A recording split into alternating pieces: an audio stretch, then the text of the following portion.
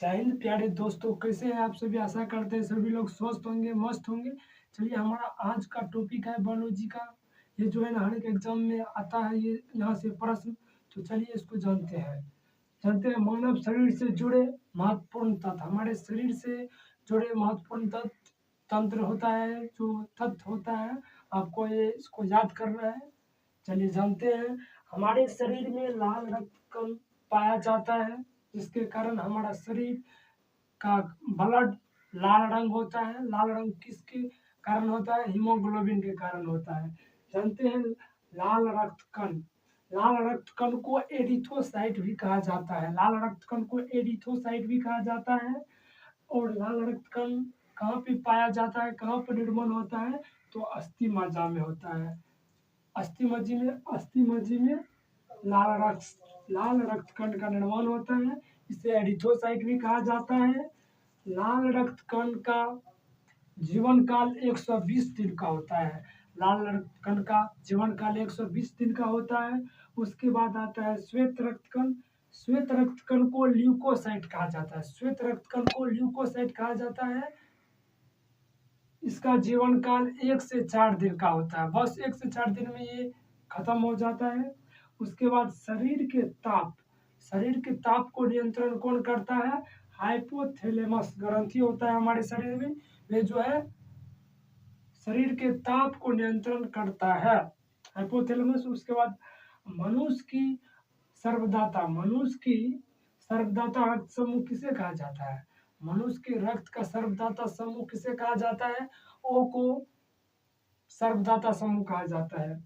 उसके बाद मनुष्य के सर्वग्राही रक्त समूह किसे कहा जाता है? सर्वग्राही मतलब सबका ग्रहण कर सकता है, उसको सर्वग्राही कहा जाता है। ये भी रक्त ग्रुप रक्त समूह, ये भी जो है ये किसी भी प्रकार का ब्लड ले सकता है। और मनुष्य की सर्वदाता मतलब वो समूह वाला रक्त जो है ना सभी को दे सकता है।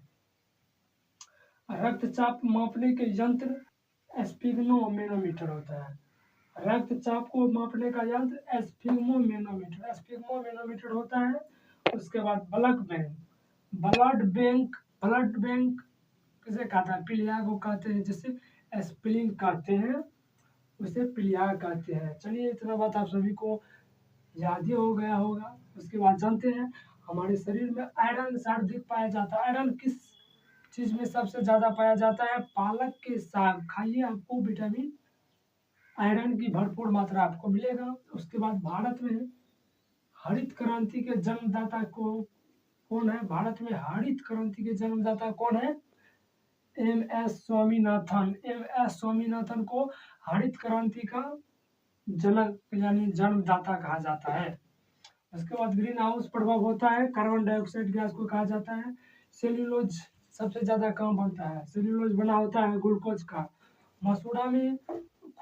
मसूड़ा से खून का आना किसके कारण?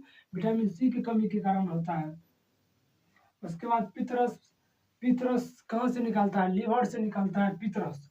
उसके बाद एंजाइम एक विशेष प्रकार का प्रोटीन होता है। एंजाइम जो होता है वो विशेष प्रकार का प्रोटीन होता है। उसके बाद कोशिका भित्ति जो है ना निर्जीव होता है। कोशिका भित्ति को आप काट भी दीजिएगा तो कोई फर्क नहीं पड़ेगा जिसमें। उसके बाद पनीर बनाने में कौन सा चीज का उपयोग किया जाता है? कवक का उपयोग किया जाता है। पनीर बनाने में किसका उपयोग किया जाता है? कवक का। आशा करते हैं आप सभी को इतना बात याद हो गया होगा। तो ठीक है, वीडियो को पोस्ट करते हैं।